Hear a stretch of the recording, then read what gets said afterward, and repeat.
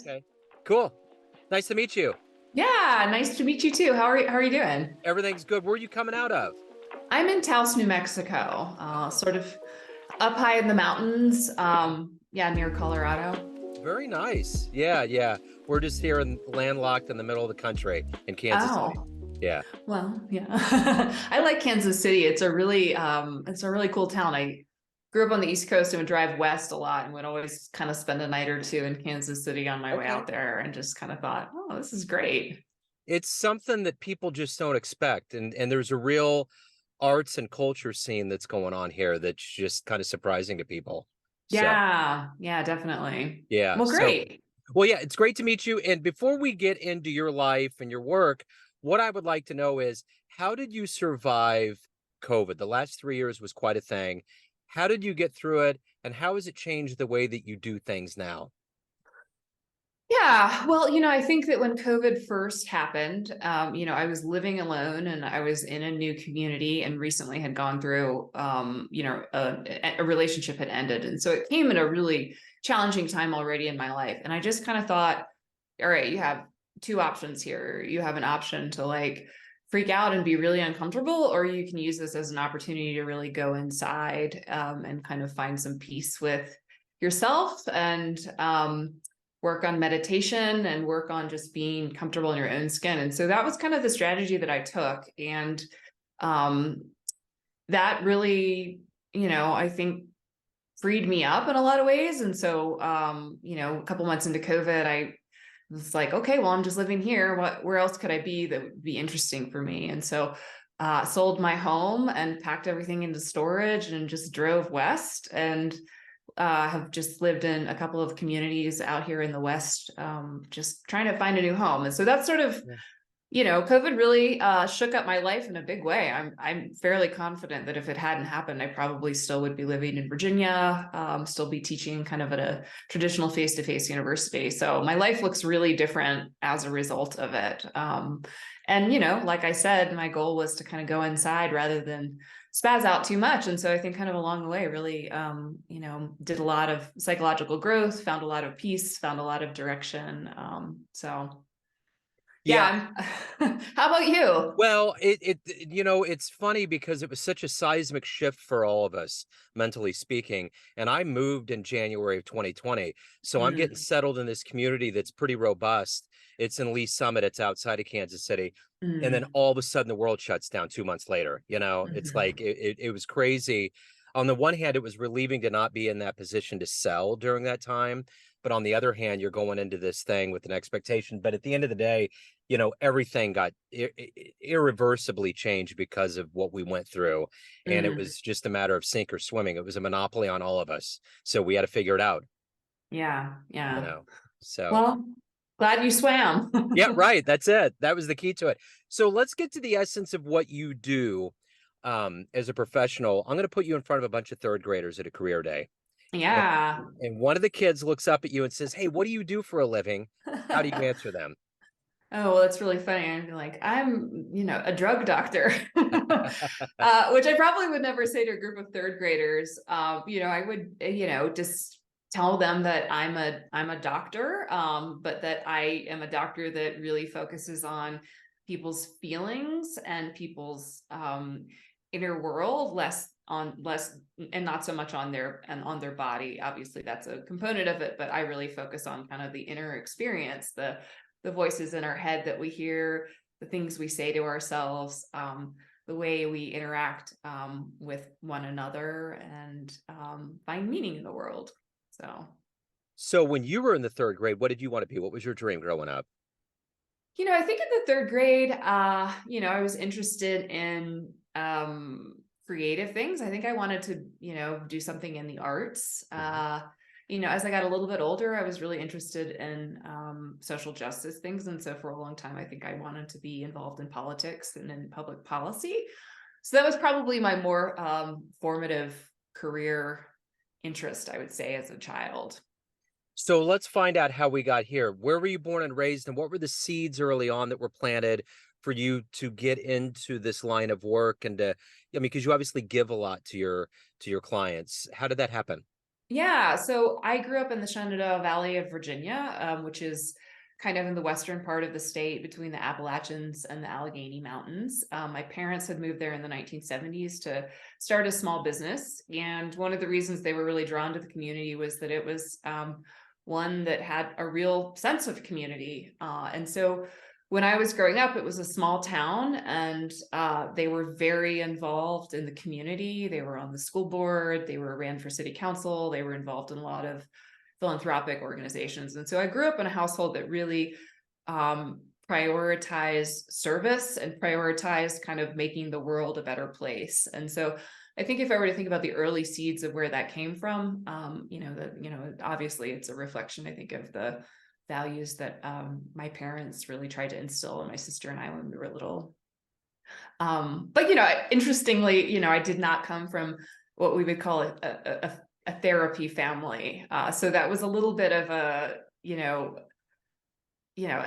probably if you had asked me when I was in sixth grade or something, what a therapist does, I would be like, I don't know. I know the school guidance counselor, but didn't really feel like it was a legitimate career trajectory and path until much later in life.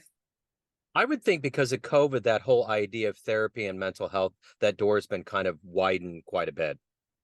Yeah, I mean, I think that's really one of the things that's been wonderful is that, people have been much more open and much more transparent about the ways that they have suffered and the ways that they've tried to kind of heal that through using things like therapy and different types of therapy.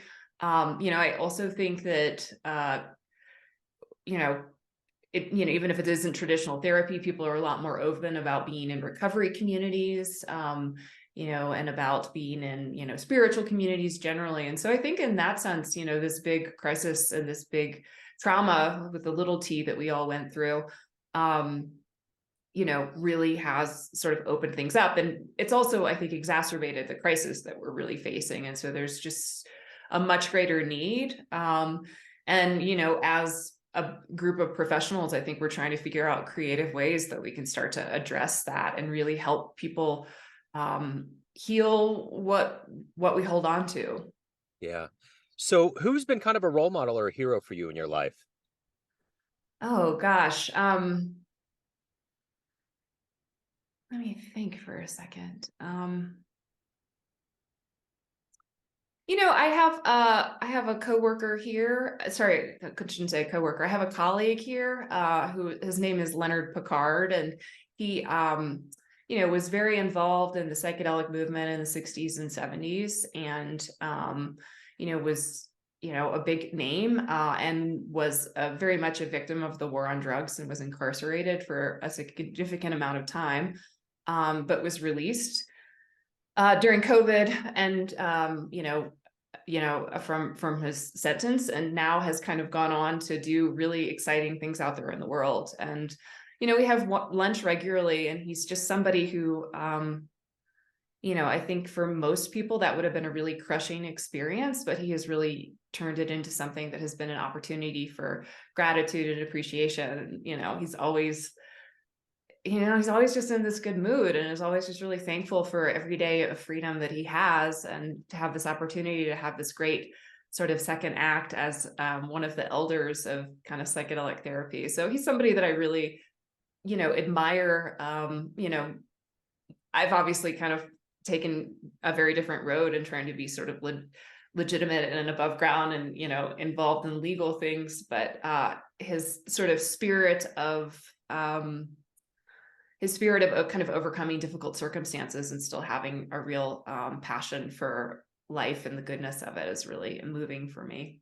Absolutely. Well, I think about Nelson Mandela, how long, 27 years he was away, and Mm. how weird it would have been. When he got out, the whole world was what he wanted it to be. I mean, that was Yeah. kind of a stark difference, but it's still that idea of being away for that long and absorbing reality in a different way. Um, so if you can meet anybody alive on the planet right now and spend some time with them, who would that be? Mm. I mean, part of me is like, gosh, wouldn't I like to meet Beyonce? Right. But I don't know. Gosh. Hmm. Somebody that might be beneficial in a professional sense that you've admired or read, or that would really be a mutually beneficial kind of a thing. Yeah, well, somebody I really admire that's in my field is Bill Richards, who is a researcher out of Johns Hopkins University. He's been kind of one of the leading voices in psychedelic therapy, really for the last 15, 20 years. He was unfortunately recently diagnosed with, with a terminal form of cancer. And so I think he's, like very aware of his mortality, but has also had this tremendous contribution to to the world of psychology and of healing. So I think he would be a really amazing person to have a conversation with. And I like how he has also responded to the kind of reality of of his own health, of just kind of embracing it, of being open Yeah. to it, and trying to live well with what time he has left. So what is the fuel for you each day to help people to therapeutically get them to a better place? What is that desire that you have every day to do this? I just think, I don't know. I mean, if I think the best way I can describe it is I just feel sort of called, I feel called to do that, that this is a sort of, this is sort of what I was put on earth to do. I think it was, Socrates said that, no, it would have been Plato.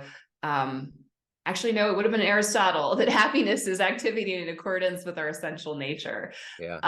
And for me, I think that's what it is, that, that this is the essential nature that I have. These are the gifts and the skills that I've been given. And it's really meaningful to be able to feel like I'm using my whole self in the work that I'm doing, creatively, compassionately. And I also think it's really hard to be a human being, and that so much of what I do is just providing kind of a witness and, the reassurance that it is that, we all suffer and we all have things that we struggle with. And, you can still be a wonderful human being, and I can accept you and you can accept yourself. And that, that's just such an important lesson to me. What's one of your favorite client success stories? Well, obviously, I don't want to go into too many details because Sure, of, sure. of privacy that has happened. But yeah, I mean, I think that, I'm a psychedelic assisted therapist. And so, I, particularly in this new way, am using psychedelics, plant medicines. I'm not using plant medicines. I'm really only using ketamine at this point because it's the only one that's legal, to help people kind of tap into what we would call their inner healing intelligence, which is this idea that the body moves towards wellness, moves towards this state of homeostasis. And that it does that naturally. When you cut your arm, you don't have to tell your skin to heal itself. And the same thing I think is true psychologically. What gets in the way is often that we don't have the resources and the environment to support that kind of movement and the direction towards healing. And so, I think the people who have been most impressive and who have benefited most substantially have been the ones who have really been able to tap into their own inner wisdom and their own kind of intuition about who they need to be and how they need to be in the world. So I would say those were the sort of big success stories. So let's say you have a dream tonight. You run into the 20-year-old version of yourself, and you could give that younger version of you a piece of advice based on the wisdom you've gained up to this point. What would you tell that younger version of you? I mean, younger version of me probably would easily dismiss the wisdom of Right. older version of me. Wisdom not being transferable. But I think that the great lesson that I have really learned is that everything starts with self-love and self-acceptance, that we do so little good for ourselves when we're hard on ourselves and when we speak cruelly and kind of fuel the inner critic that we have. And that all of the good things that have really come into my life in the last couple of years have been because I've just been able to finally kind of come to some peace and acceptance of who I am. And once you are able to care for yourself in that way, it makes it much easier to care for other people. So while I feel happier about my own life, I've also become a better friend, a better partner, a better sister, a better professor. So I think that, it really starts with that self-acceptance and self-love. And then 20-year-old me would be like, okay, and how do I get that? Yeah, right. The one thing that's interesting about, you know, therapy and the way that we're using drugs medicinally, especially with marijuana and things like that. Like I'm in Missouri, and I never ever thought that I would ever see them legalize marijuana, and they did. Mm. So in your field of therapy and the way that you administer it, do you see that we're entering a better and more fruitful age of enlightenment where people feel more open to explore what you're doing and the power of more organic medicinals to get to where they need to be? Yeah, I mean, I certainly hope that we're moving into that era. Obviously, for many of these, substances and plant medicines, they've been used forever, in ancient civilizations and indigenous civilizations. And that really has only been since the kind of advent of the war on drugs that we've really had this sense of prohibition about it. And I obviously grew up in the 80s. And so there was a real awareness that I had about, drugs being bad. And certainly drugs continue to put significant communities at risk. And so I really do hope that there is a sort of shift and that people see these as tools for increasing our connection with one another. I mean, obviously, some use of substances is a way of kind of avoiding, of zoning out, of not being connected. But the way I hope people start to use it is to be more connected to themselves, to be more connected to nature, to be more connected to one another. So everyone out there has a perception of you, family, friends, clients, colleagues, but you're in control. What's your Mhm. perception of you? Who do you think you are? Um, I think I think of myself as being really hardworking and of being very disciplined. I also think of myself as somebody who um, like loves to have a good time and loves to travel and is very open and exploratory. And I think that professionally that shows up by having an interest in psychedelics. Personally, that shows up by being somebody who travels a lot and tries to have variety of different experiences. Yeah, I mean, I think also, one of the things I like, most about myself is that, I managed to kind of retain some childlike qualities without being childish. And I think that the folks who know me really, really well would attest to that I'm somebody who loves to dance and loves to laugh and loves to be silly. So. Excellent.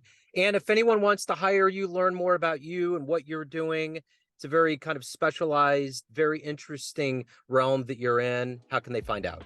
Sure. Well, like I said, I'm a psychedelic therapist. I work with I do ketamine assisted psychotherapy. If you're interested, my website is Metz, ANNEMETZ.com, and would be happy to have a conversation. Excellent. Anne, this has been great. Thank you so much for your time and explaining what you do and how you got here. I appreciate it. Thank you so much. Have a great You day. too. Take care. Bye.